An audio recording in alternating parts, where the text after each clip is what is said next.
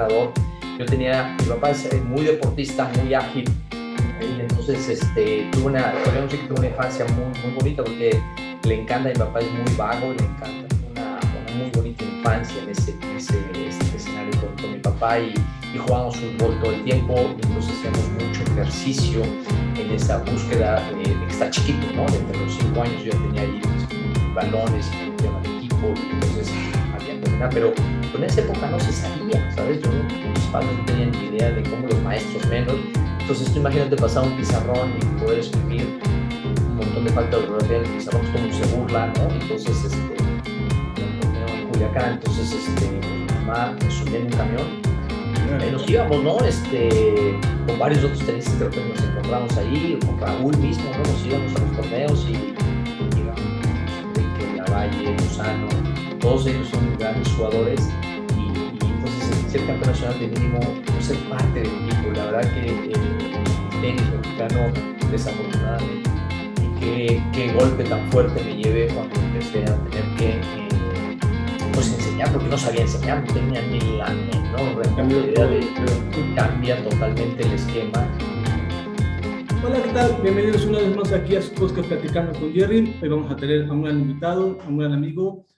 Ha sido tenista por muchos años, ha ganado varios torneos Challenger, ha ganado torneos nacionales, ha participado en Copa Davis y también fue mi jefe, o sea que tuve la oportunidad de trabajar con él.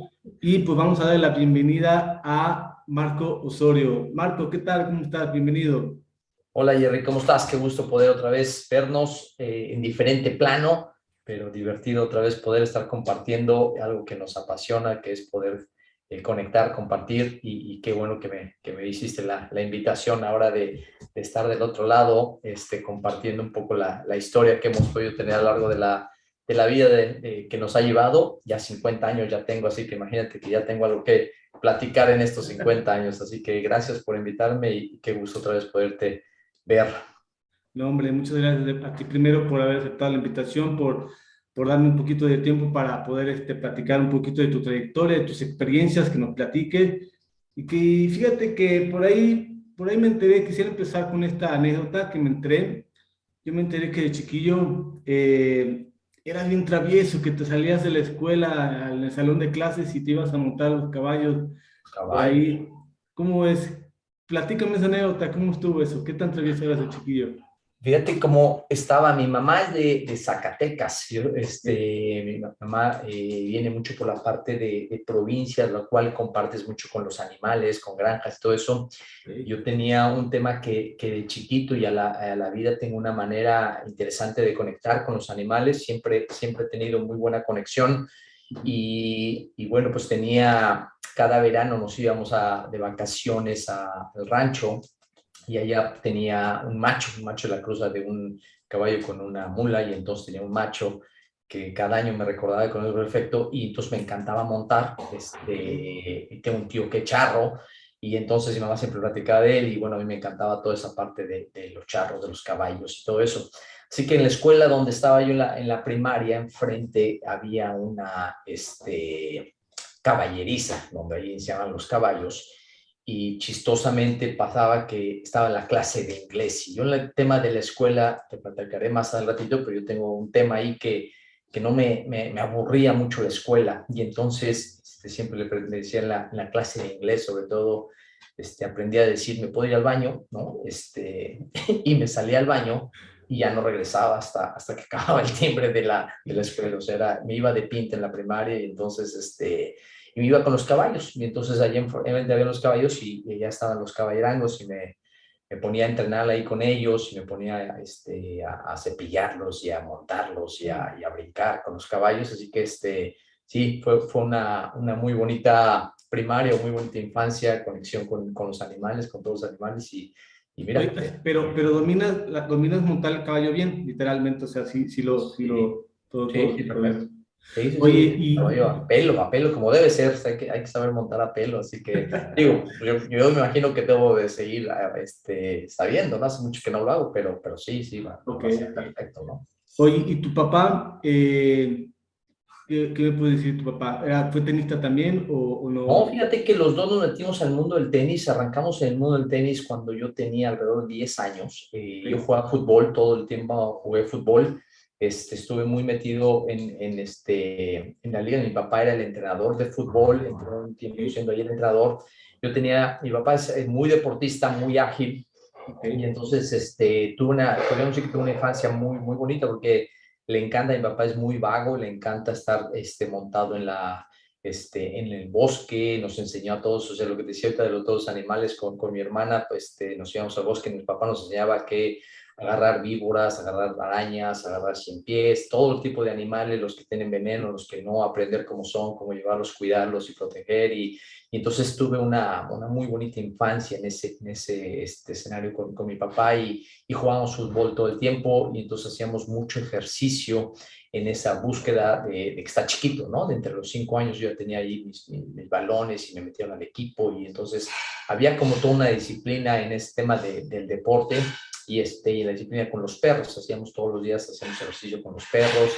Entonces, bueno, pues siempre mi papá me ha metido dentro de eso, ¿no? Viene la oportunidad de un tío le regalan, un tío hermano de mi mamá, le regalaron unas membresías de Casablanca. Y en ok, ese momento era Casablanca Lomas Verdes y entonces así es como pudimos entrar a ese club, al Casablanca. Y yo tenía amigos que jugaban fútbol, eran tenistas que jugaban en el Casablanca. Entonces, de alguna manera, así es como los dos empezaron a entrar. Y yo empiezo a jugar tenis, o nos viene esta cosa porque ahí en la calle ujú, pintábamos con los amigos de la cuadra, pintábamos el deporte que se fuera a estar de moda, ¿no? Jugábamos fútbol americano, jugábamos fútbol, soccer, y ahí pintábamos con gis, con estos tabiques rojos, se ujú, pintaba la cancha de tenis, ¿no? Y jugábamos tenis, ¿no? Así es como aprendo yo a jugar tenis, ok, ahí con mis amigos de la cuadra. Nadie conocía tenis, nadie conocía ni empuñaduras, ni nada, ¿no? Teníamos ni idea de nada, pero había que pegarle a la pelota, pasarla del lado de la red, ¿no? Y los lunes, normalmente en México los clubes los cierran los lunes. Entonces hay un club muy famoso que se llama el Club Reforma, que yo vivo a unas cuadras de ahí, vivo muy cerca, mis padres ahí tienen su casa, y entonces los lunes nos brincábamos a jugar en las canchas de arcilla ahí en el Club Reforma, hasta que venía el policía y a correr, tenías que correr rapidísimo, a veces dejaba las pelotas y las perdías ahí, ¿no?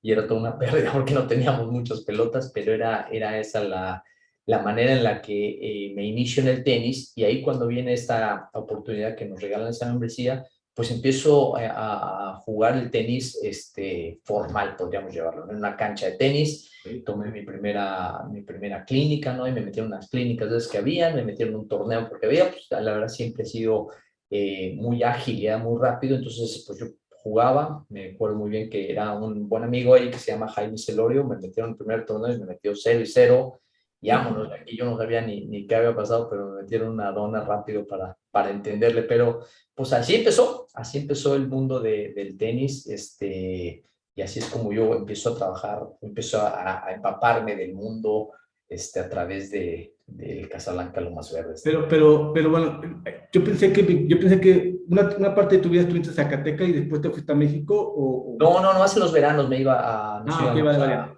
Ya capté. allá de vacaciones, y es Ok, cuando vale. íbamos al rancho o cualquier vacaciones que se pudiera Ok, tomar, nos capté, íbamos para capté. allá y así era, ¿no? Cuando salían ahí digo, en la escuela, pues sí seguía teniendo mucho contacto con los caballos, con la Ok, chata vale. y le decía la chata y el ratón, los que yo entrenaba, ¿no? O ni entrenaba, sino los caballangos me decían, no, límpiate a la chata o báñate al ratón. No eran los caballos que siempre yo andaba y me querían muchísimo esos caballos, así que llegaba y de inmediato lo bañaba, o más bien primero corría con ellos, me ponía a brincar, pero pues ahí era caballería, digo, tenían todo, ¿no? Tenían las sillas y todo, pero pues, como te decía, yo lo montaba a pelo los perros y así brincaba y hacíamos todo. Obviamente pues no sé si era bueno o no, pero pues yo brincaba con los caballos y nos divertíamos bastante, o más bien me escapaba de la escuela, ya no sé qué sea mejor, pero yo me salía de la escuela para irme a andar Qué con los bárbaro. caballos, ¿no? Eso No, muy pasaba. bien. Oye, y bueno, una vez que empezaste a jugar, me dijiste que 10 años, luego figuraste a nivel nacional, porque empezaste a ganar nacionales bueno, a los 13, 14 años ya ganabas nacionales, ¿no? ¿Qué te No, enseñó? no, yo era muy malo. Bueno, no era malo, es decir, Pero ganaste nacionales a los 13 o 14 años, ¿no? no, nada. Yo mi primer nacional que gano es a los 16. Lo que gano ahí empiezo a meterme en estatal, pero yo la realidad es que en 16 es cuando me convierto en campeón nacional y quedo Ah, perdón, como, ok. pero no, en los 12 y 14 pues empiezo a destacar, ¿no? De poco a poco a Ok, nivel ok. estatal, poco a poco a nivel regional. Íbamos a las nacionales, primera ronda de main draw y primera de calificación, vamos para afuera. Yo me desarrollo, quiero pensar un poco más tarde, por Ok. lo mismo que, pues, que arranco muy tarde para jugar tenis, ¿no? Mm. Y para poder empezar a destacar. Y entonces en ese momento, pues tú veías a los que jugaban bastante bien pues ni figuraba yo de entender qué es lo que quería, pero la gran ventaja que había dentro de Casablanca Sí.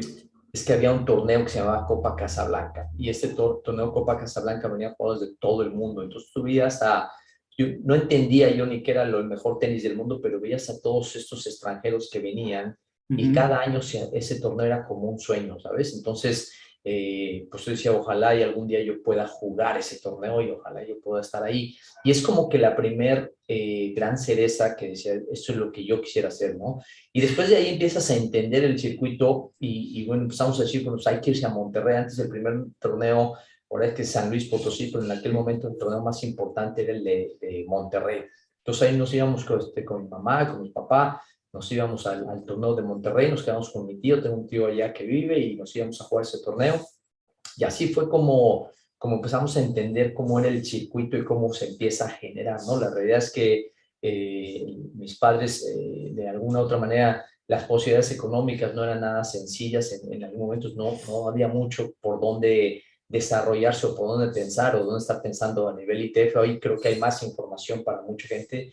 En ese momento no había mucho, entonces se jugaba el estatal, el regional y lo que se pudiera hacer aquí, pero no más allá, ¿no? Hasta que viene este momento ahí por de los 15 años, 14, 15 años, que pues empiezas a entender un poquito que hay que salir, ¿no? Y empecé a salir por otros lados, y digo que hasta los 16 años cuando empiezo yo a destacar, y decir destacar es que empiezas a destacar a nivel nacional, ¿no? Y empiezas a entender, Ok. empiezas a ganar, y empiezas a decir, oye, ¿qué sigue de acá? Y empiezan a verse estos sueños como, oye, pues me gustaría ser campeón nacional, entender qué significa ser campeón nacional, ¿no? Y empezar ya a conocer a los demás jugadores, conocer el circuito.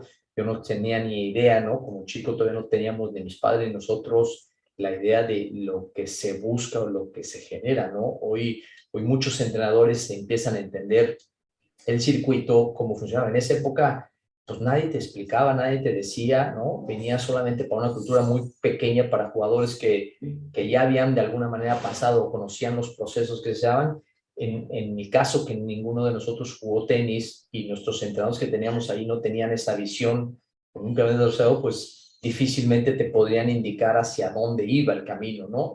Algo muy bueno yo creo que le pasó ahí al Estado, es que el Estado de México en un momento era la final del estatal que jugaba, era la misma final que jugábamos en la final del nacional, o sea, era el nivel que se estaba en todas las categorías. El Estado de México tenía muy buena escuela, y ahí es donde empieza uno a entender o poder empezar a marcarse como esas manzanitas o esas metas a seguir, hacia dónde va, ¿no? Entonces, esas camadas que se hicieron ahí en el Estado de México fue muy bueno. Uno de la gente que me ayudó a mí, uno se llama Freddy Dosh, que hizo a muy buenos entrenadores y ayudó como Gustavo Espinosa, Arturo Meléndez, todo un grupo bien, bien importante de jugadores que todos ellos eran campeones nacionales o destacaban mucho a nivel nacional.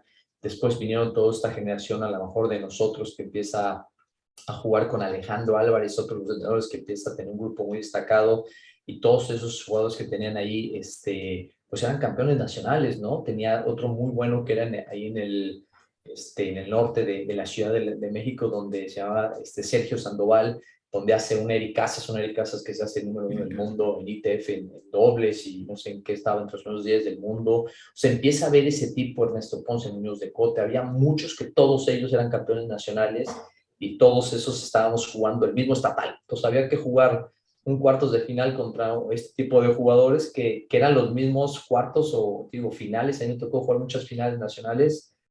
Había jugado contra Ernesto Ponce la final del nacional o el estatal, y estaba jugando la final del Nacional con él, ¿no? Y nos tocó después jugar una final del un Nacional de profesional de abierto, ¿no? Uno de los torneos que a lo mejor ya hablaremos más ratito, pero de este torneo ya, te llamémosle profesional, jugar otra vez una final de un Nacional cuando estuve jugando toda la edad desde un estatal jugando finales contra él. Eso es, digo, al final es una buenas generaciones que se desarrollaron en esa época, ¿no? Oye, y el nacional que ganaste a los 16 años, ¿te marcó para ti como decidir, me gustaría dedicarme a esto? ¿Fue un parteaguas en tu vida cuando ganaste ese nacional de los 16 años?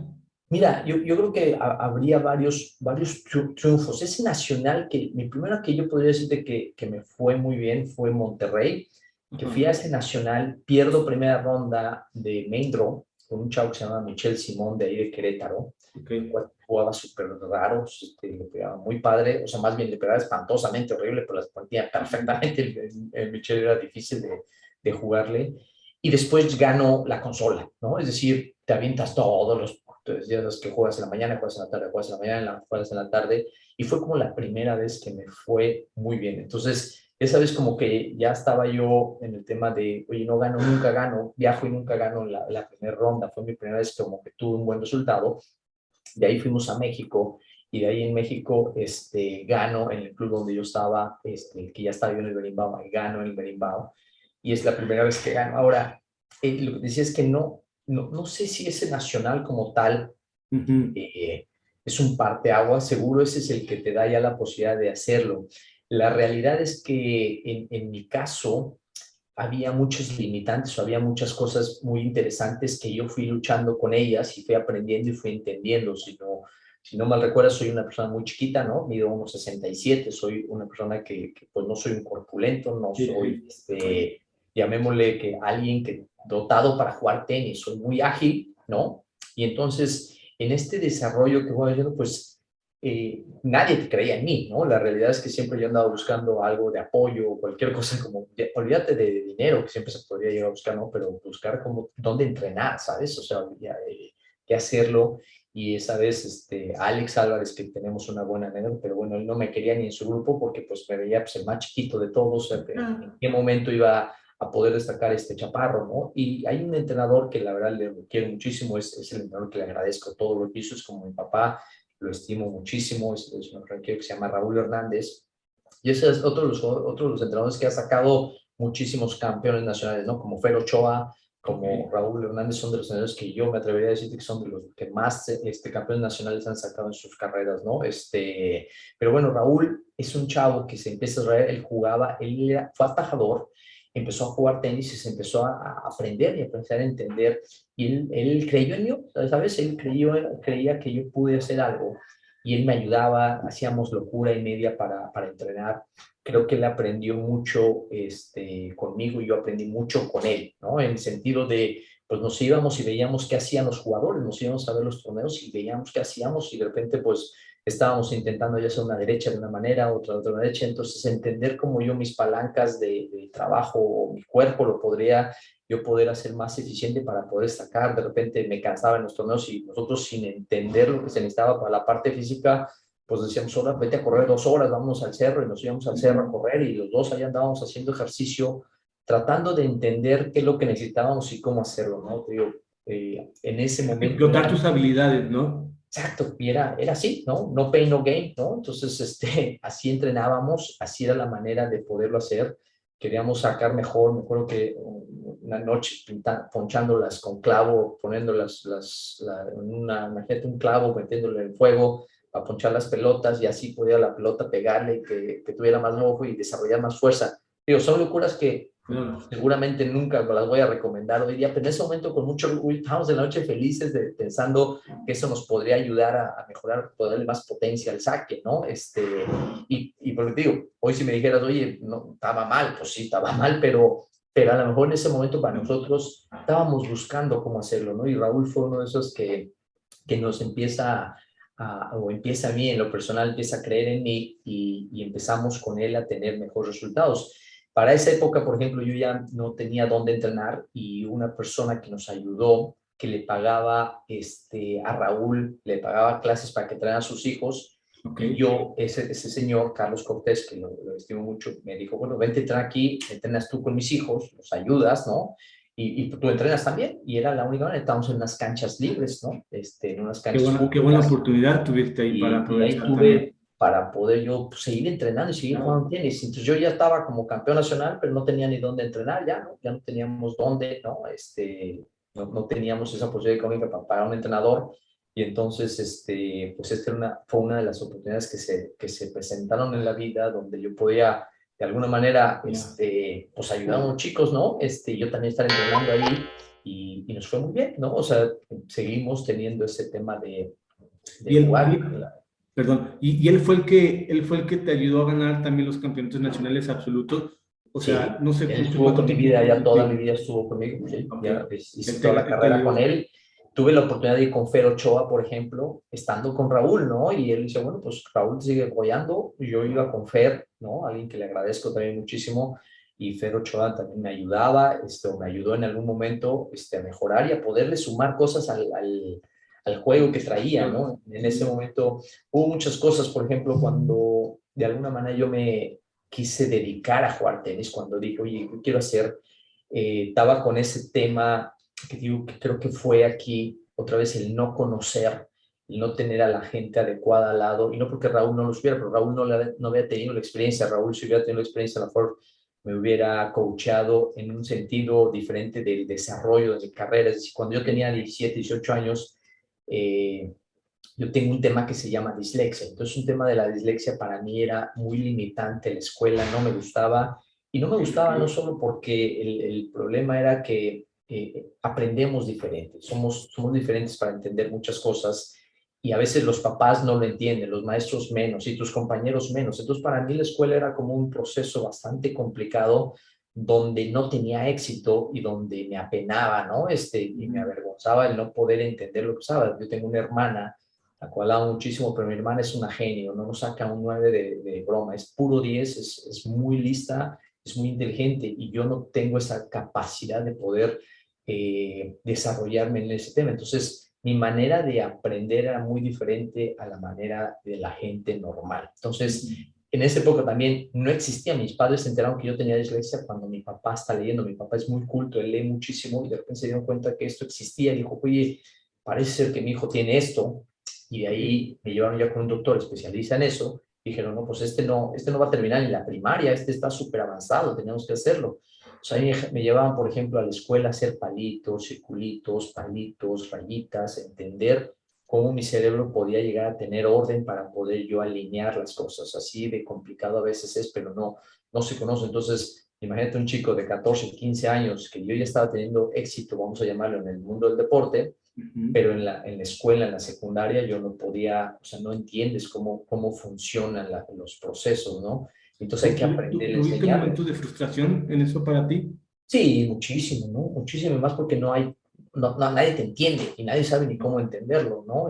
Y hoy que tengo un máster en temas de personalidades y entiendo cómo funcionan las cosas, entiendo perfectamente cuando veo una persona que tiene problemas de lenguaje, problemas Dislexia. de dislexia, o problemas simplemente de poderse comunicar, introvertidos o extrovertidos, o todo este tipo de cosas que a veces versus de generar una presión, lo sueltas y ellos mismos se pueden ganar. Pero en esa época no se sabía, ¿sabes? Mis padres no tenían ni idea de cómo, los maestros menos. Entonces, tú imagínate pasar un pizarrón y poder escribir un montón de falta de ortografía en el pizarrón, pues todo el mundo se burla, ¿no? Entonces, Poder, no se sí, sí. entiende. Y mi cabeza, como todas, yo me iba a las cabezas porque yo soñaba, y entonces soy muy soñador, mi cabeza siempre está girando, girando, girando. Entonces yo soñaba y me estaba haciendo cosas, pero la escuela no es así, ¿no? En la escuela todos enseñan 2 más 2 son 4, y la gente que no alcanza a entender eso, la primera, empieza a preguntar y yo me aburro, y mi cabeza al aburrirse se va y piensa y sueña, y cuando regreso a la realidad, pues a lo mejor ya se me fueron 20 minutos o media hora, 1 hora de la clase, y ya cuando regreso ya están viendo otra cosa. Entonces me perdí esa media hora, esa hora de no haber entendido lo que se estaba hablando. Entonces de repente no entiendo, entonces digo, ay, qué flojera, me voy. Y no va, y no es que seas tonto, es una manera diferente, ¿no? Le llaman el don de la dislexia, pero es diferente. Entonces hoy creo que se puede tratar mejor, hoy se trata mejor, pero en esa época no existía. Así que y con tu entrenador, ¿cómo se llama tu entrenador? Raúl Raúl. Hernández. Si hubiera sabido eso, ¿hubiera podido trabajar mejor en ti en muchas cosas o no? Yo no sé, la realidad es que no sé ni cómo hubiera sido. Si tú me dices, oye, pues, ¿cómo tú ayudarías a un disléxico? Lo ayudaría potencializando su habilidad, ¿sabes? Y dejarlo crear, y dejarlo soñar, y dejarlo llevarlo, y darle una serie de orden que lo va a ayudar a él a tener cierta seguridad en sí mismo. La gente genera muchas inseguridades porque no sabe ni para dónde es el tema. Entonces tu cabeza gira, gira, gira, y vienen tantas ideas que lo que tú necesitas es que te ayuden a alinear esas ideas y te digan, por aquí es, y entonces por ahí desarrollate y por ahí sueña. Pero si tú dejas que te vayas así, entonces no sabes. Entonces lo que dices es que yo creo, a mí me hubiera servido mucho, a lo mejor en un momento venirme a la universidad a los 2 años, tuve muchas ofertas por universidades muy buenas que yo ni sabía ni qué significaba, ¿no? Pero pues tuve, me acuerdo, otra vez, Duke, muchas universidades que me ofrecían, y a mí me daba miedo venirme a poner a una universidad, ¿no? A los Estados Unidos, yo con lo de Lexi, yo sabiendo que no me era fácil, y en otro idioma que yo no hablaba nada, y pues decía, no, pues ¿cómo le voy a hacer para sobrevivir, ¿no? Entonces esos miedos, pero seguramente para mi desarrollo en ese momento hubiera sido muy bueno, porque decido yo en ese momento quererme meter o querer dedicar a ser profesional cuando yo estoy tomando ese momento de la decisión de los 17, 18 años, y no estás listo, ¿no? No estás ni preparado para poder hacer eso. México no tiene la estructura para hacer eso. No hay ni manera de cómo poder tener ese orden para poder ser profesional. Y uno se lanza como el borras, ¿no? Y entonces cuando te diga, pues te falta dinero, no tienes entrenadores, no puedes viajar, no puedes comer, no tienes dónde dormir, y empiezas a darte de topes y no ganas partidos, y entonces dices, no, pues por aquí no es, ¿no? Por aquí no es el camino. Y de ahí Raúl, en esa época, cuando yo decido hacer eso, él se va al TEC, le ofrecen trabajo en el TEC SEM, ahí en México. Entonces, él después de estar un año y medio, yo intentando ser profesional o terminar esta etapa. Y viene esa etapa porque de repente no pude yo jugar la parte juvenil, la parte ITF, pero me toca jugar algunos torneos ITF, bueno, algunos, o sea, jugué uno o dos que jugué en la Copa Yucatán, y llego a la Copa Yucatán y llego a la final, ¿no? De ganar el mundo, y empiezo a hacer cosas que pues yo pues, ni tenía ni idea, ¿no? De lo que se podía hacer, pero pues nunca había salido, ¿no? Había jugado la Copa Casablanca, y de ahí pues se había terminado el tema. Entonces ahí como Yucatán voy, me va muy bien, voy al Orange y también me va bien el Orange, pero no hago nada extraordinario, pero ya se me acaba la etapa de juvenil. Entonces ahí venía la parte profesional, y pues ahí estaba como mi sueño, oye, quiero ser profesional, pero la realidad es que no había ni la manera ni el cómo hacerlo. Entonces lo empecé a intentar hacer jugando antes había unos torneos que se llaman satélites, y entonces empecé a intentar a jugar ese tipo de eventos, pero pues no me iba nada bien.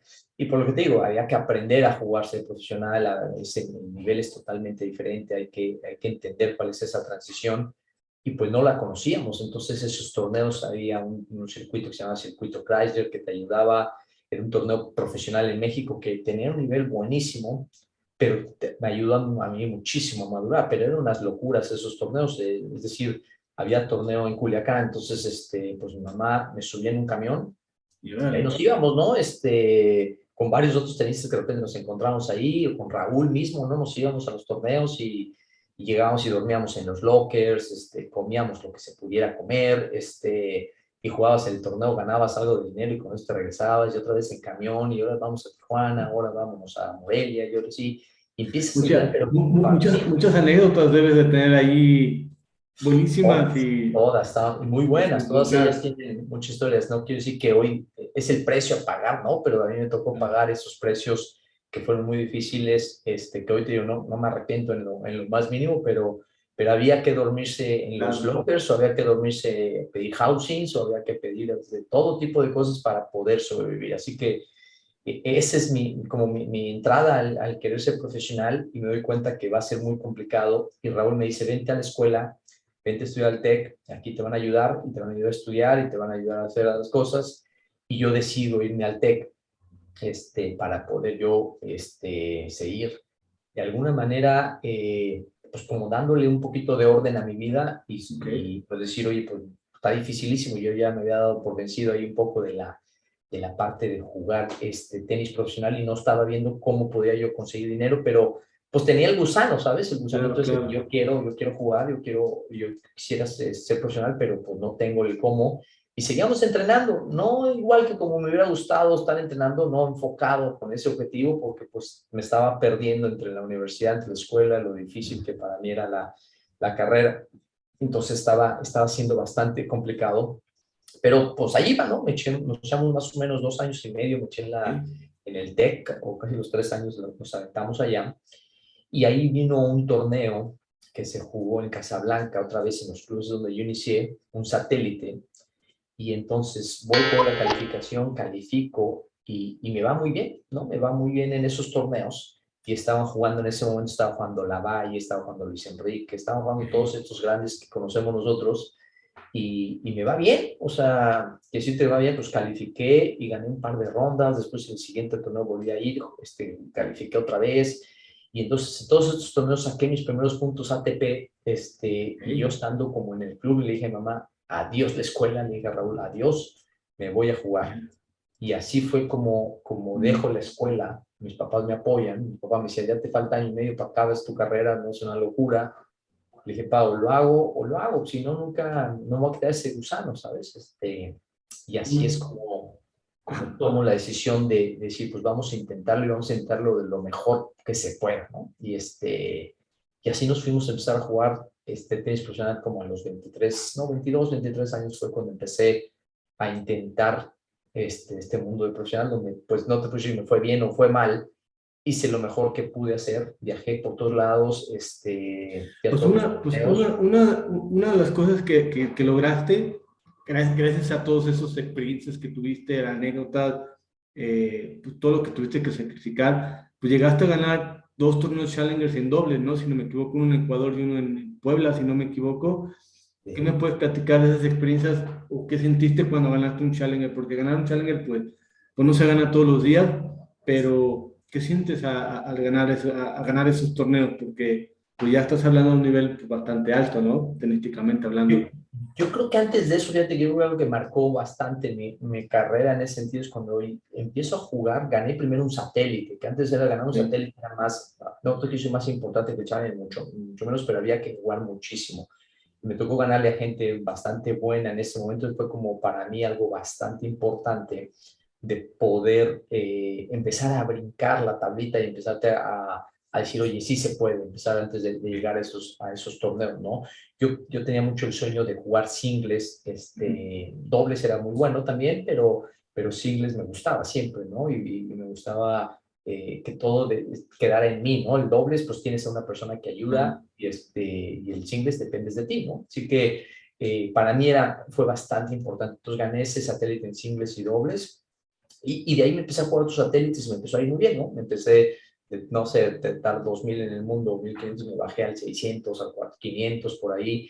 Entonces eso es un ranking que es bastante malo, pero bastante bueno para poder empezar a arrancar a jugar esos challenges que había que brincar esa tablita, ¿no? Pero venía el gran problema del tema del dinero, así que lo que te quiero platicar aquí, que lo que tenías que hacer entre dar clases y entrar a jugar torneos de dinero para juntar y poder viajar a esos challengers, ¿no? Porque pues si no puedes viajar, pues estaba dificilísimo de poderlo hacer, ¿no?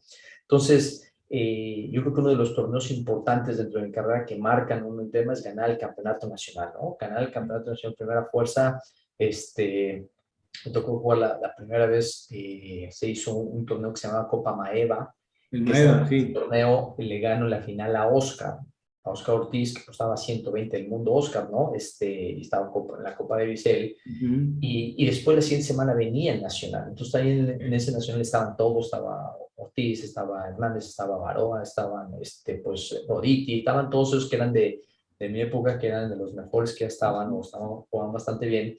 Y viene este momento donde se hace este Nacional que me toca a mí o puedo yo ganar el torneo ahí en Maeva.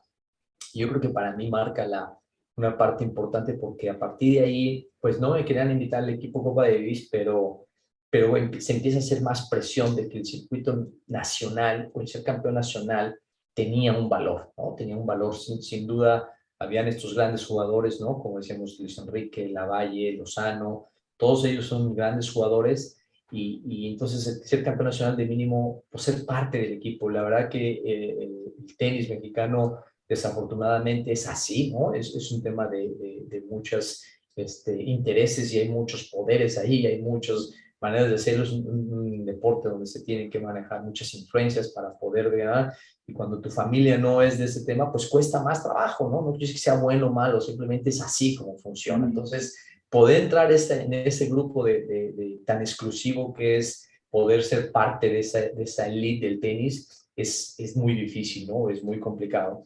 Y entonces había que romper muchísimas barreras. Así que para mí esa es una parte bien importante que me da la pauta o la confianza como para decir, oye, vámonos a jugar los siguientes. Así que estos challenges que se vienen, por ejemplo, te voy a decir, a lo mejor un triunfo también importante es ganarle a esos jugadores Copa Davis, ¿no? Ganarle en una final nacional a Luis Enrique, o ganarle en un challenge a Luis Enrique, o ganarle a Leo, o ganarle a todos estos jugadores que eran muy buenos y es como era muy motivante, ¿no? Y claro, tu confianza creció mi confianza crecía y decía, bueno, pues sí se puede, ¿no? Vamos intentándolo. Pero te digo, luchar con ese tema era, me parece que era de las partes más complicadas que existe porque había que, pues, juntar dinero para viajar, ¿no? Entonces, de alguna manera, pues sí, hacías unas giras y esas giras que te daban, pues, en lo que se podía juntar. Los challenges todavía no ganas dinero, la verdad que no se gana. Está a 300 del mundo, no se gana dinero, pierdes dinero, pero pues había que intentarlo y hacer, y eso creo que es lo que en su momento se logró hacer, o con las posibilidades que tenía. Pues no había becas, no había apoyo por parte del gobierno, te decía que como eres tenista profesional, pues no, ya no, a los profesionales ya no se les apoya, entonces no había la parte económica. La federación yo creo que nunca va a tener la posibilidad o no es su labor, yo me imagino que no es la labor de estarle dando dinero a jugadores profesionales que quieren intentarlo, ¿no? Debe haber un programa que ayude, pero si no lo hay, el país no tiene esa infraestructura, es muy difícil que a uno le tire la culpa a la federación. Gracias, la federación no lo hice, no, pues mi responsabilidad fue mía, ¿no? A veces confundimos el tema y creemos que la federación es su obligación apoyar. Y hoy más grande día, pues no, o sea, no tenía la federación, pues genera lo que tenga que generar, apoyar a que tenga que generar para que haya programas, pero no es la labor hacer esos jugadores profesionales. Y en ese momento, pues, si no había ese dinero para poder salir, un día el papá de Oliver Fernández decía, Marco, esto está muy sencillo.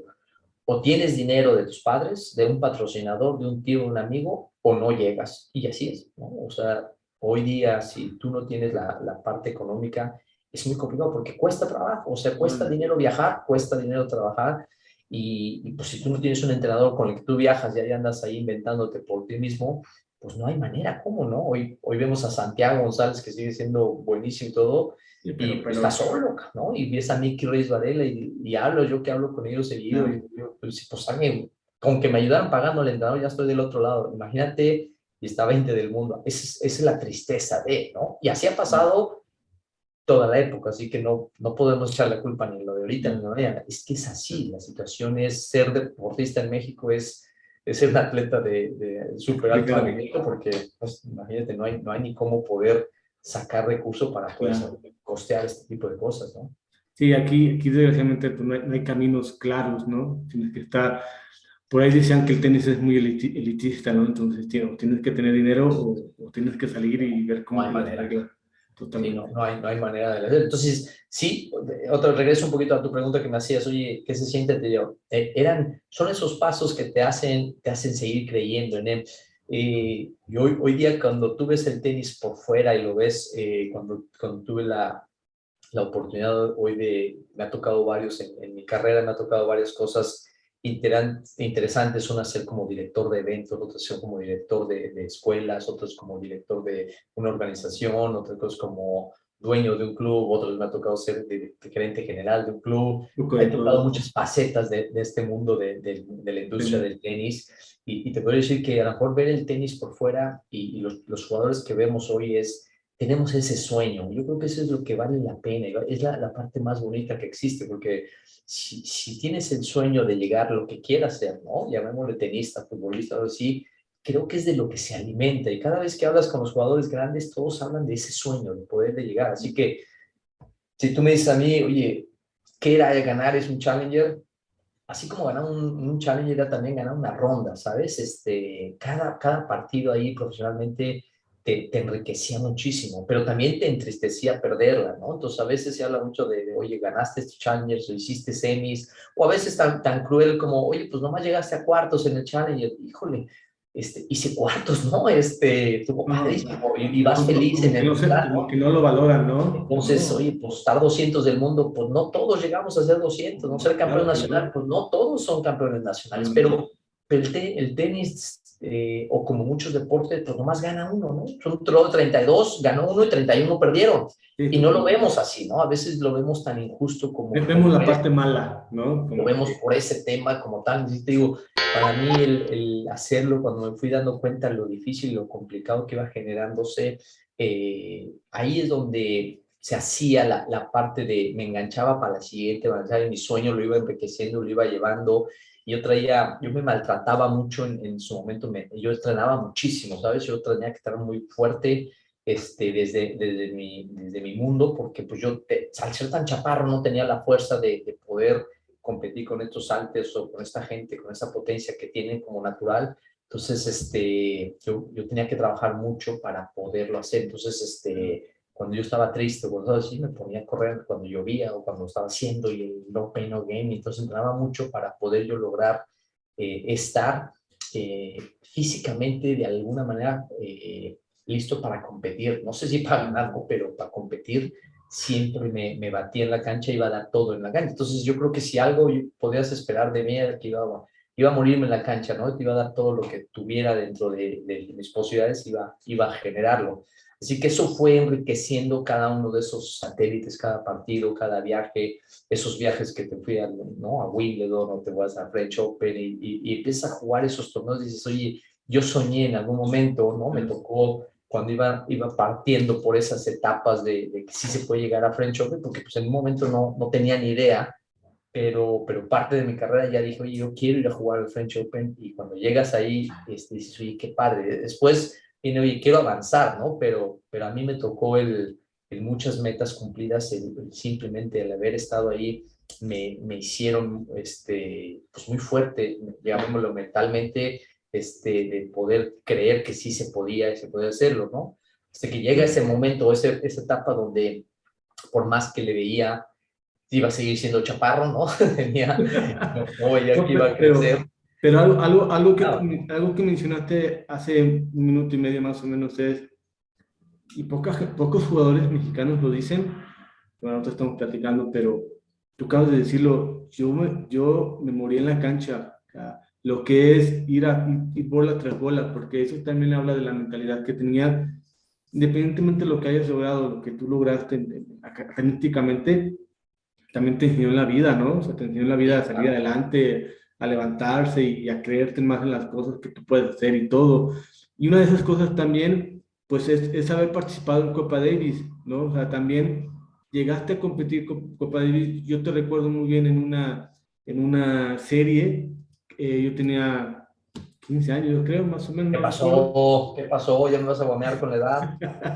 Bueno, no, bueno, ya me pusiste nervioso. No, una serie que jugaste México-Paraguay aquí en San Luis Potosí en el Deportivo, Ajá, jugaste con Ramón Delgado, sí. le ganaste, creo que era la serie, creo que era el partido para definir, no me acuerdo si la serie o para empatar, no me acuerdo, pero te recuerdo muy bien, yo todavía no te conocía, yo todavía no, ya jugaba obviamente, y recuerdo muy bien cómo jugabas, cómo echabas ganas, cómo corrías por todas las bolas. A mí te me figurabas como un Marco Champ, ¿sabes? Como chiquillo, pero un ratito, ¿no? Y te recuerdo mucho ahí en ese sentido, en ese partido. Yo te iba a preguntar, ¿cómo sentiste tu primer llamado a la Copa de Davis?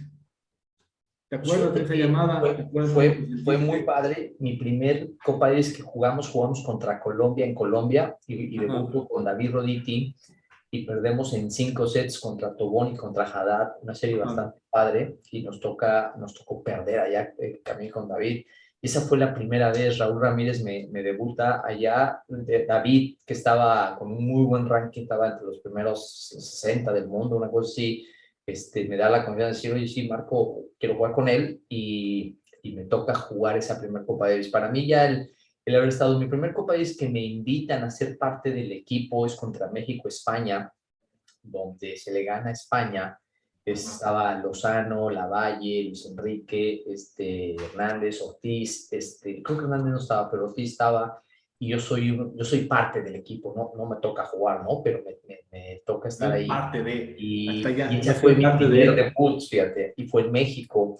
Y entonces esa fue, como yo te decía, como fue la serie de las que me gustó mucho, porque primero fue como el sueño de lograr, mi mayor ilusión era tener el uniforme de México, representar a México Claro. en el nivel más alto, y esa me toca ser parte, ¿no? Entonces se le gana a España, y para mí era como todo un sueño, ¿no? De poder estar ahí. Yo me acuerdo que en ese momento, en esas Copa Davis estaban en Grupo Mundial, pues a cada jugador le daban un cuarto. Yo me acuerdo que invité a mis cuates y les vengan los grandes amigos con los que de alguna manera crecí, con los que me vieron, y con Raúl Hernández, con ellos, vengan a echar una cena antes, a pedir lo que era un room service, ¿no? Porque para nosotros era todavía el sueño logrado del equipo, ¿no? De todos mis cuates, todos los que estábamos ahí cerca, y la verdad que fue algo bastante padre. Fue mi primer serie que soy parte. Después me toca estar en diferentes, ¿no?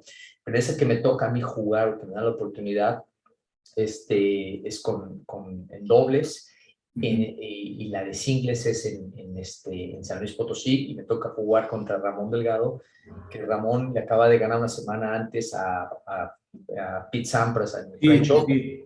Entonces era un jugador que pues jugaba bien, ¿no? El Ramoncito era un muy buen jugador, primero 50 del mundo, y pues jugaba el cuate, jugaba bastante bien. Entonces me toca a mí debutar con él. Fue el primer partido, de hecho Alex Hernández se gana el primero, y me toca a mí jugar el segundo partido contra Ramón. Me gana el primer set, y después le gano los siguientes 3 sets, y ese es como una serie que fue bien bonita, porque fue un estadio muy grande, fue donde el público estuvo muy con nosotros. Fue cuando de alguna manera el Nacional de San Luis, están todos los jugadores, todas las categorías, y hay mucha gente. Entonces, pues no sé cuánta gente había, pero había mucha gente, ¿no? Entonces ese de alguna u otra manera marcó para muchos amigos y para mucha gente del mundo del tenis la posibilidad de alguien de que no estaba dentro del grupo, de ese grupo tan selecto que era tan difícil de estar, entró. Había sido yo campeón nacional, acabé de ser campeón nacional también, entré y gané. Como que hubo muchas cosas que pudieron abrir muchos caminos para todas las nuevas camadas, y poder quitar tantas cosas que se generaban en ese sentido. Y para mí fue una satisfacción increíble, ¿no? Yo creo que fue de las series cual me alimentó para seguir jugando, porque fue algo muy bonito, que a mí era el sueño, ¿no? Poder estar escuchando tu himno nacional, estar ahí, con tus papás, ¿no? Con mi hermana, con mis amigos, y poder compartir con cada uno de ellos ese espacio de lo logramos, ¿no? Entonces, para nosotros fue de las series más bonitas, y aparte, pues ganarle a un cuate como Ramoncito fue de las cosas más padres que hicimos, ¿no? Y aparte en ese Copa Davis, digo, más por mencionar, pero normalmente esa cancha es de arcilla, y en esa serie se hizo en dura. Sí, eso, la cambiaron a dura para que ellos eran muy buenos a Ramoncito, la acaba de ganar en arcilla, Sampras. Entonces imagínate lo que juega en arcilla, y dijimos tiene que ser dura, y bueno, pues la hicimos. Yo creo que empezamos a jugarle, y nos damos. Maciel era el capitán, y empezamos a jugar el primer set, y Ramón Delgado nos metía winners de revés por todos lados, y entonces me dice, ya no le echemos al revés, y a partir de que ya dijimos no, nomás a la derecha, y lo pusimos allá a jugarle y a hacerle, y a lucharla, y a lucharla, y a lucharla, y a lucharla, y le empezamos a jugar más a Ramón por ese lado, atacando, y ganamos, ¿no? Entonces fue una serie de esas que te van a quedar el resto de tu vida, nadie te las quita, te las llevas ahí hasta el resto de tu vida, y mucha gente se quedó con esa emoción. Yo me la tengo para toda mi vida, y es algo bien bonito, que pues bueno, no que a la fecha. Yo lo tengo muy grabado, ¿eh? Yo lo tengo muy grabado, te lo digo. Sí. No vuelvo a decir la edad, pero sí me acuerdo mucho. Me acuerdo muy bien, todavía no te conocía. Yo tuve el gusto de conocerte ya muchos años después, pero te tengo muy grabado en ese. Pues yo soy de aquí de San Luis, yo jugaba en los nacionales, como tú decías, ¿no? Era inspiración para las nuevas camadas, y la verdad, pues tú muy padre, ¿no? Y quisiera platicar un poquito ya más adelante, Marco, por el tiempo. Después de tu tenis, después de tu carrera, ¿qué pasa por tu cabeza? ¿Decides ser entrenador? ¿Te ofrecen trabajo para ser un director? ¿O qué pasa después de de toda esta experiencia tenística? ¿Qué pasa después? Fíjate que en la etapa donde empieza a llegar, yo cuando me salgo a los 28 años, ya pensábamos que era estar viejo. Y Ya, viene ahí la parte de decir, yo ya estaba muy complicado el tema político ahí en el mundo del tenis, seguía yo luchando solo, y era un desgaste doble estar queriendo, ¿no? Buscar un cambio, y al entender otra vez a posteriori hoy día, pues yo ya era grande, era 28 años, y a lo mejor, pues si se iba a apoyar, se iba a apoyar a gente más joven, y pues me parece que tenía razón, así que yo estaba en ese tema de decir, oye, pues yo ya no creo que voy a salir de estos 200 del mundo donde estoy, y creo que es momento de regresar y meterme a la escuela. En ese momento pasa una etapa interesante en mi último año, que viene, o el último año y medio, una universidad que se llama la Nahua del Sur, con Gustavo Alpuche, y que Nahua del Sur empieza a sacar un proyecto que se llama, un proyecto elite, le llaman a esta carrera. Y esta es una carrera que ayuda a estos jugadores que están haciendo o están desarrollándose ujú, en algún deporte, y la escuela les ayuda para que puedan estudiar y para que puedan tener una carrera. Entonces él me apoya y Gustavo me empieza a buscar patrocinio, me ayuda con patrocinio y me empieza a ayudar con ese último año a que yo pudiera viajar un poco y estar dentro del circuito y estar estudiando para yo poder terminar una carrera. Así que esa parte me llama mucho atención, me agrada, y yo decido retirarme, digo, hasta aquí llegué, voy a empezar de carrera, y decido empezar a abrir una escuela en Puebla. ok, Y en Puebla no tenemos nadie que conocía en Puebla, pero alguien me había dicho que si tu negocio triunfaba en Puebla, podía triunfar donde sea del mundo. Entonces me fui con esa ideología a Puebla. Acababa yo de hacer la final allá de torneos dobles y me había ido bien en el Challenger. ok, Entonces el gerente general allá, Jaime Toriz, me dijo, oye, te invitamos, pues hablar acá a tu escuela y vente, ¿no? Vamos a empezar a hacer algo. Y yo me voy con esa intención de, oye, pues ahí está fácil, ¿no? Yo soy tenista, fácil me va a ir. Y qué golpe tan fuerte me llevé cuando empecé a tener que, pues enseñar, porque no sabía enseñar, no tenía ni la menor remota cambió idea todo, de, creo. cambia totalmente el esquema y tuve que aprender, pero algo de lo cual sí creo que hice fue, pues empezar a prepararme. A partir de que tomar esa decisión, empecé a tomar cursos, empecé a aprender, empecé a preguntar, y pues de alguna manera u otra, pues conoce a mucha gente del mundo del tenis. Entonces hubo mucha gente que me ayudó a entender qué es lo que se necesita hacer, cómo empezarlo a hacer.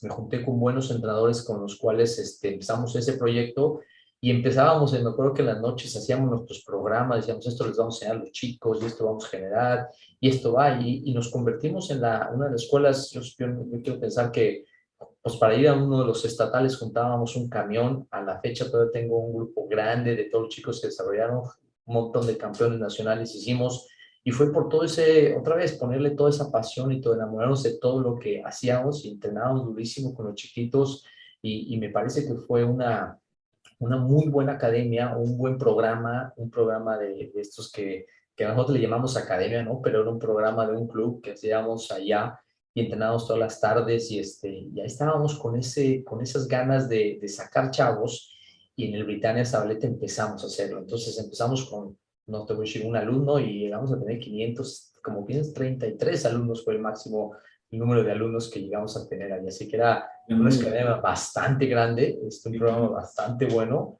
y hacíamos un montón de cosas, ¿no? Y tuvimos campeones nacionales un montón, la verdad que nos fue bastante, bastante bien, y de ahí es donde empiezo yo con el gusanito de termino yo una carrera, Ok, y mi idea en ese momento fue el empezar a desarrollar programas, a aprender, a enseñar, porque no conocíamos, pero yo no quería pasarme como estaba dando clases de tenis. Yo quería, ujú, mi visión en ese momento era poder estructurar escuelas y poder homogeneizar los patrones de enseñanza. O sea, pues, ¿cómo le hace España? ¿Cómo le hace todos? Pues todos tienen una manera de enseñar.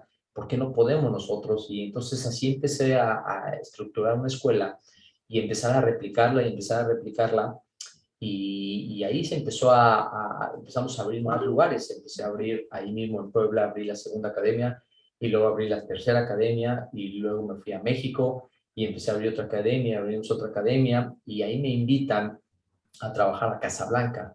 La Casablanca, uno de mis sueños que había comprado, yo había comprado un terreno y dije, yo quiero construir un club en algún momento, quiero ser dueño de un club, pero quiero aprender. Entonces Casablanca nos invitaba a aprender, ¿no? Y nos iban aparte a desarrollar un programa muy interesante que digo, oye, queremos lo que estás haciendo tú con todas las escuelas, queremos que lo hagas aquí y queremos que cambien esto. Entonces así es como voy a Casablanca y los dueños tenían, claro, hacer un proyecto financiero, ¿no? Cambió un tema más por la parte de finanzas, desarrollar programas, desarrollar chavos y desarrollar torneos y empezar a hacer una estructura muy interesante.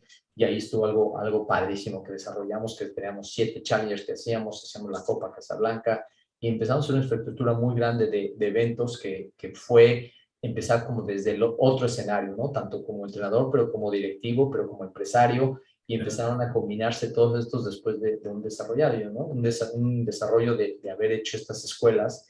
Dejo Puebla y me voy directo ya a trabajar, directo a trabajar a Casablanca. Así es como llego a México, a regresar otra vez a donde estaba, donde yo soy, ¿no? Yo soy del Estado de México, regresé otra vez al club que me vio nacer en algún momento, regresé a trabajar ahí con ellos y me fue súper bien, ¿no? La verdad que nos fue bastante bien, ¿no? Lo que es la vida, ¿no? Todo te regresa a donde empezaste, mira. Todo regresa siempre. Oye, Claro. en la etapa de Casablanca estuviste como, bueno, organizaste varios challengers, bien lo mencionaste hace un momentito. ¿Qué, cómo manejas la presión de ser un director de un challenger? Yo tuve el gusto de trabajar contigo, bien que recordamos en el Casablanca Cancún, hicimos un equipazo ahí, grandes momentos, pero también muchísimo trabajo, hay mucho trabajo detrás, pero yo siempre me pregunté en esa etapa, en esa época, la presión que debiste haber tenido, ¿cómo lo manejas tú? Porque pues, un challenger debe ser un trabajo pesadísimo, entonces quisiera que me platicaras esta parte. Fíjate que lo bonito de Challenger o lo bonito de cualquier proyecto es cuando, si hay algo que a mí me encanta hacer, es cuando no hay nada y cuando tienes que soñar y hacerlo. Y el Challenger es un evento de estos, los cuales tienes una serie de lineamientos que lo importante es entender muy claro las reglas que tienes que hacer y los lineamientos que te va a pedir la ATP para poderlo desarrollar. Y por ponerles un ejemplo, la gente que se dedica a hacer estos eventos, el costo que tiene un evento, llamémoslo que si haces un Challenger de 100,000, pues te va a costar alrededor el triple, ¿no? Entre 250 y 300 es el costo real de un evento, ¿no? En este escenario, lo que te va a costar. Yo creo que tienes que, ahí es donde empieza a cambiar un poquito la estructura de las cabezas y quitarse un poquito esta, sin duda la pasión de ser tenista es la que te mueve, pero tienes que empezar a entender la parte de numérica de cómo conseguir ese dinero, ¿no?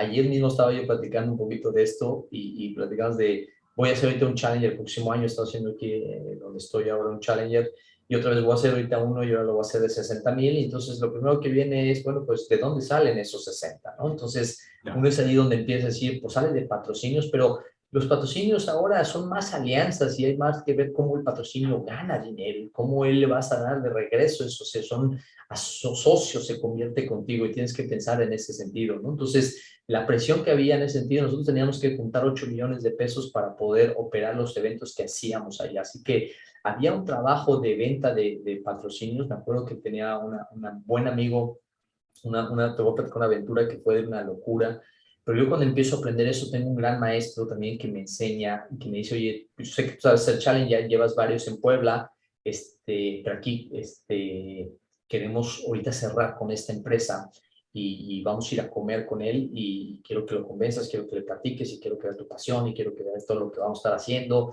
Y entonces en esa plática que vamos con estas personas, con este grupo que es una empresa muy grande, yo empiezo a platicar con él, pero este jefe, él, vamos a una comida, entonces imagínate que piden una cerveza, yo no tomaba nada, ¿no? Y él pide cerveza para todos, ¿no? Yo, ¿no? Bueno, pues échate una cerveza. Entonces empiezo a platicar.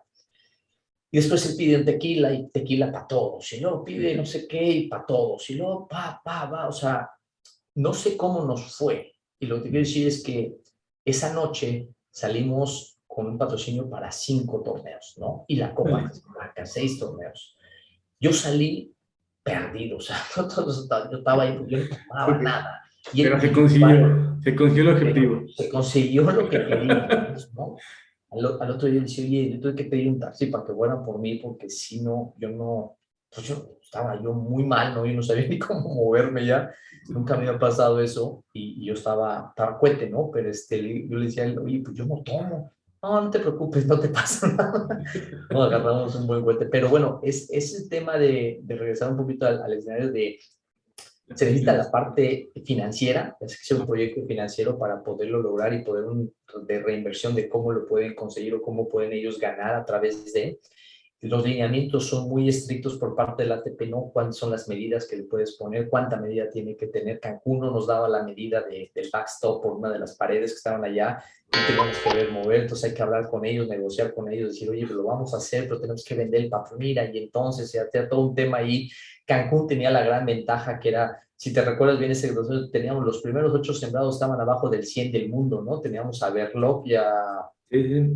Pérez, ¿cómo se llama? Tenemos a Pérez, ahorita te voy a decir, uno era 63 y el otro 64, el mundo jugando la final de un challenge de 25, ¿no? Era una locura, estaba buenísimo. Hicimos ahí una negociación. Ahí fue el francés, Benoit Paire, el francés fue. Ahí.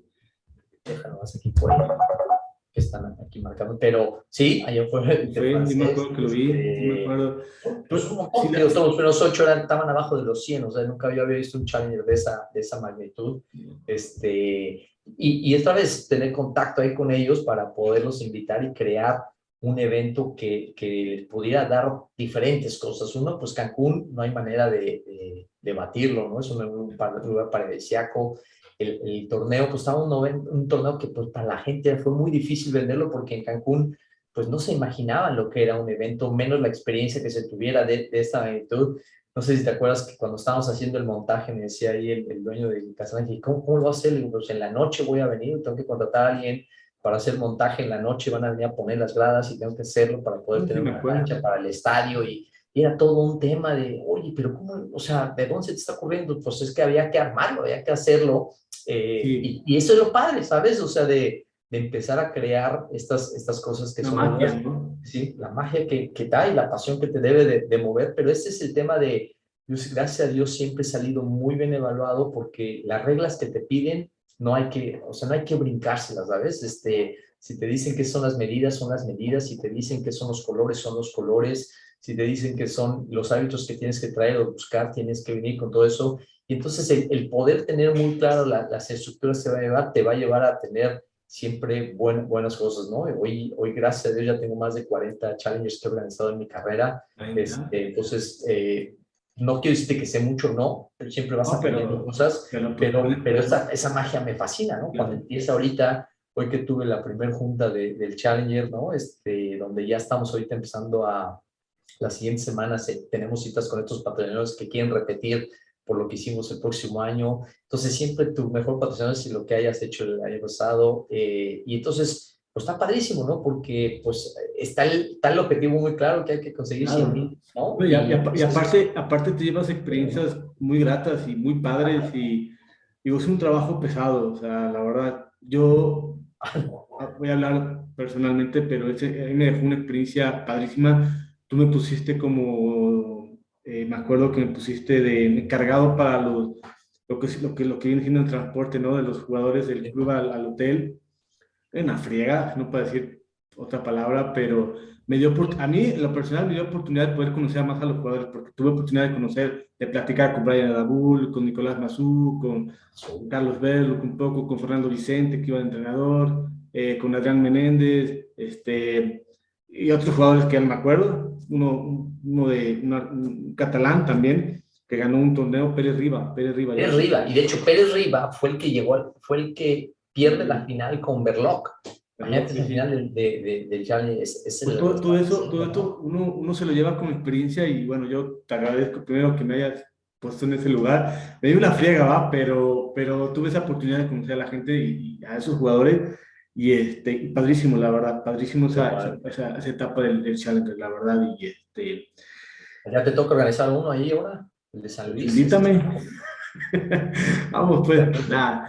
Oye, y bueno, vamos a avanzar un poquito más en el tiempo. Después de todo eso de la etapa del Chandler, la etapa Casablanca, yo ya me perdí un poquito de vista contigo.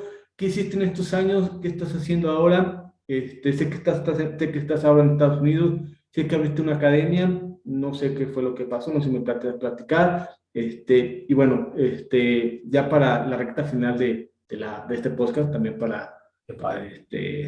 para no quitarte más todo el tiempo, pues, No, no, pero no, qué padre.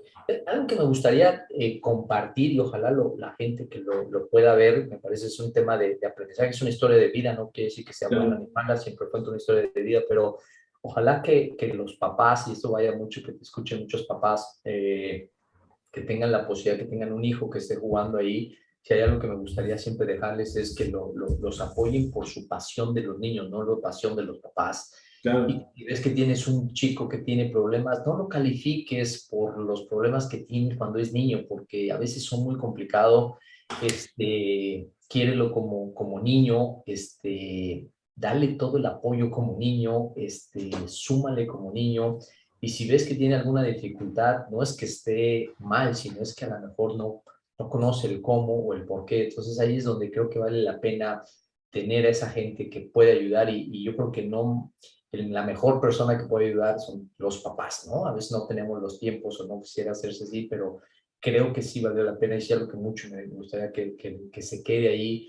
Y lo quiero decir esto por el tema de la dislexia que a mí me tocó vivir y que fue una etapa muy complicada, muy difícil, pero también entender que tenía grandes sueños. sueños y sobre todo habilidades. Y ese es creo que donde hay una parte muy importante de poderlo entender, de cuál es tu sueño y cuál es tu habilidad y qué es lo que andas buscando en la vida. Y es aquí me quiero regresar ahorita un poquito a la pregunta que tú me haces, ¿qué siguió después?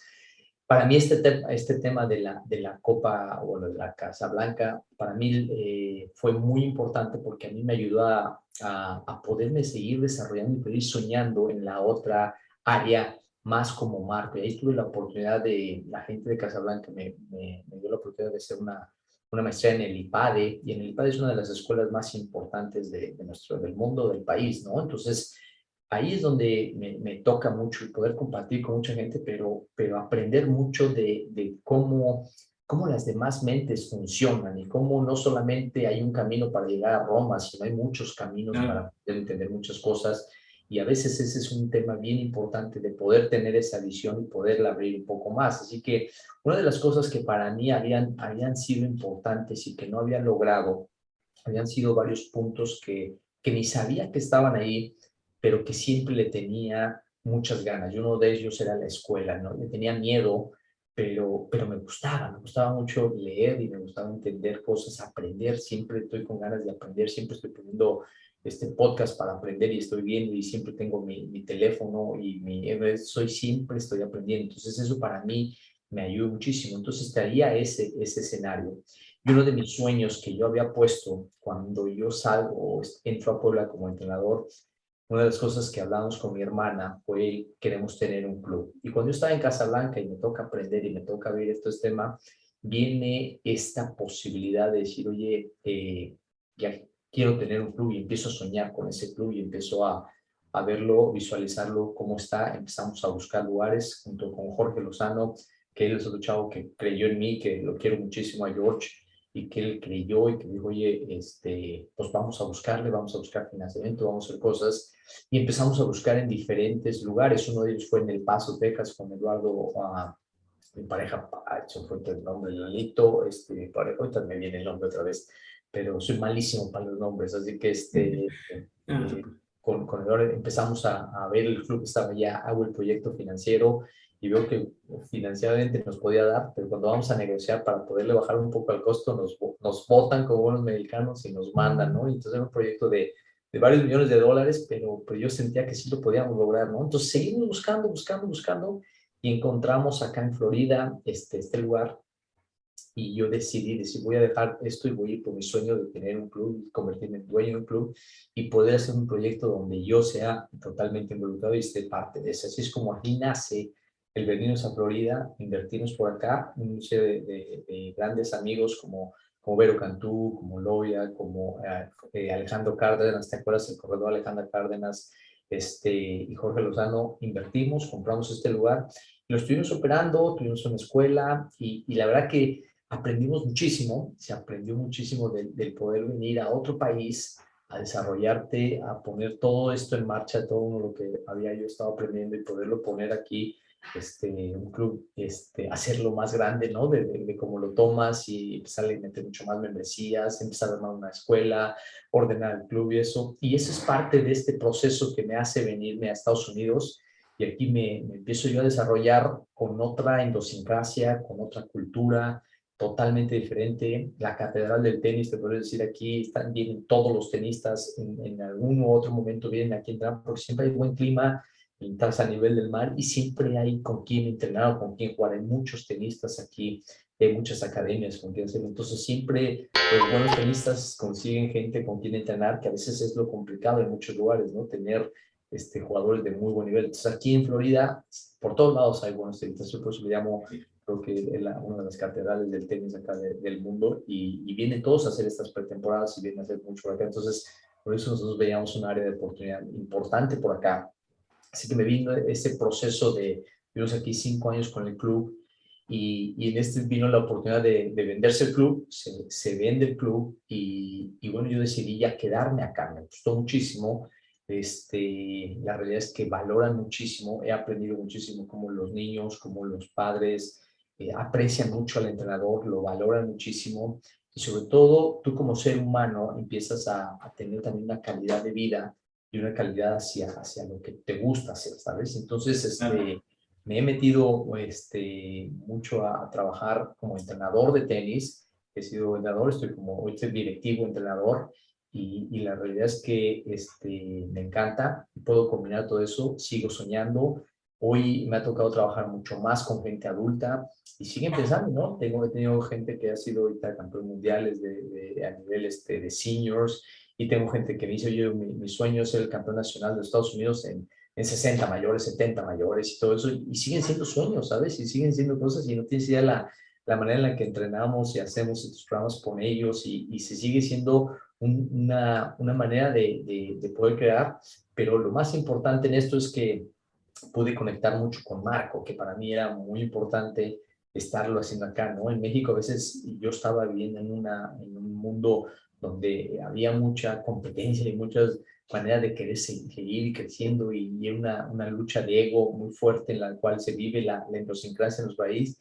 Y aquí resulta ser que aquí soy nadie, ¿no? Aquí soy Marco y Marco me caigo muy bien, ¿sabes? Me llevo muy bien conmigo, estoy haciendo una vida muy bonita en la cual puedo desarrollarme yo como tal, como Marco, me gusta hacer lo que yo hago y puedo seguir soñando y hoy día como esto que empresarios estamos haciendo hoy, estos challengers y estamos haciendo estos eventos y estamos haciendo, hoy estamos haciendo el cierre también del año y tener solamente en lo que fue el programa tuvimos más de 25,000 personas que atendimos en esta temporada y te das cuenta de que vas creciendo, creciendo y haciendo cosas, eso es lo que de alguna u otra manera me ha amarrado, ¿no? Entonces hoy me ha tocado ya poder decir, soy ciudadano americano, ahí me ha recibido ya bastante bien, estoy muy contento de estar acá, pero te digo, estoy más contento conmigo, con lo que se ha creado y con poderme encontrar mucho con el que soy yo y con lo que me gusta hacer y con Claro. todos los No, días. y eso es lo más importante, ¿no? O sea, estar bien con uno mismo, estar contento, estar haciendo algo que te gusta, que te apasiona. Ya tienes mucho tiempo en el tenis y ya llegar a ese punto para ti, pues debe ser grato porque seguramente, como me platicaste hace rato, pues pasaste por muchas cosas, sacrificios, altas y bajas, viajar, etcétera, y llegar a un punto de tu vida ahorita en la que estás, en la que me platicas, pues bueno, llega la recompensa, ¿no? En el sentido grato de tu vida, que estás bien contigo mismo, ¿no? Y eso es muy importante porque mucha gente no lo logra o le pierde en el camino o qué sé yo. Y bueno, la verdad es que qué bueno que puedes decirlo y que lo puedes hacer, que es lo más importante. Totalmente. Creo que eso es lo que me encantaría hoy poder transmitir, poder hacer que pues, es muy complicado a veces llegar a hacerlo, pero me parece que es una de las áreas de oportunidad donde podemos luchar, podemos empezar a crecer y poder decir, es decir, hoy día estos chicos que están ahí jugando, trabajando, queriendo hacer cosas, si no lo suelten, háganlo, porque a veces no paga en el momento que uno quisiera pagar, pero a posteriori te vas a dar cuenta que paga todos los esfuerzos que de alguna u otra manera se intentan hacer y te los va a pagar. Así que no te rindas. Creo que es un deporte de constancia, de mucha constancia, o la vida es un tema de constancia, de disciplina. Y si algo puedo decir que soy eso, ¿no? Tengo mucha constancia, creo mucho en mí, tengo mucha disciplina para lograr hacer lo que voy a hacer, y esa fórmula a veces te genera mejor resultado que ser muy inteligente y querer brincarse de saberlas de todas, ¿no? No, pues muchas felicidades. Oye, Marco, ya para terminar, si tuvieras la oportunidad de escribir en un muro que todo el mundo lo pueda ver, ¿qué mensajes pondrías en ese muro? Que imagínate que es un muro grande, así mundial, en el mundo, que todo el mundo lo pueda ver. ¿Qué mensaje pondrías a esa gente que... Pues mira, sin duda una de mis cosas que siempre creo, y creo que yo lo puedo hacer, es un tema de actitud, ¿no? Pasión por lo que haces. La actitud te va a marcar la diferencia de lo que vas a generar, y no dejes de soñar, ¿no? Creo que serían mis 3 factores más importantes para poderlo generar, ¿no? Esas 3 cosas para mí son un gran motor, y creo que esas podrían llegar a ser habilidades que puedes llegar a desarrollar y te van a hacer tener bonitos resultados en tu vida, ¿no? Muy bien. Bueno, Marco, pues muchas gracias por haber aceptado la invitación, muchas gracias por tu tiempo, por esta amena plática, por compartirnos todas tus experiencias. ¿Tú dónde podemos encontrar en las redes sociales? Sí, ahí estamos, ¿no? Y al contrario, Jerry, mil gracias. La verdad que hace mucho que no nos veíamos, no estamos. Qué padre que estás conectando con gente. Creo que es una muy bonita manera de aprender y de poder poner un granito de arena, porque hay muchas historias escondidas detrás de mucha gente que a veces no conocemos. Y la verdad que bueno, te deseo mucho éxito, que sigas haciendo eso, porque eso está padrísimo, que pueda mucha gente compartir, y la gente que te escuche, la gente que te puede seguir ahí. Creo que vale la pena a veces conocer ese otro lado, y conocer diferentes historias de que se pueden lograr muchas cosas, y si tú estás dándole esa pauta, ojalá la gente lo aprecie muchísimo, porque me parece que es un bonito esfuerzo, y es algo que puede enriquecer muchísimas a gente que hoy nos toca estar en el mundo del tenis. Las podría enriquecer, pero pues creo que te podría enriquecer en muchísimas cosas. Así que qué padre que puedes conocerle. Mis redes sociales no las utilizo ahora como la parte de marketing, pero soy Marco Osorio. Está ahí en Instagram, estoy Marco Osorio 85, y está mi empresa, se llama Lot Sport, que esa sí funciona y está ahí listando, pero sí me pueden encontrar mucho en el Marco Osorio, y me pueden contactar. Perfecto. Muchas gracias, Marco, otra vez. Te mando un fuerte abrazo. Éxito este año, en los próximos años, y espero que no sea ni la primera ni la última, y pues vamos a hacer otro podcast más adelante con los mismos otros temas ahí hablando. Ya estás. Un fuerte abrazo, Marco. Cuídense mucho. Gracias.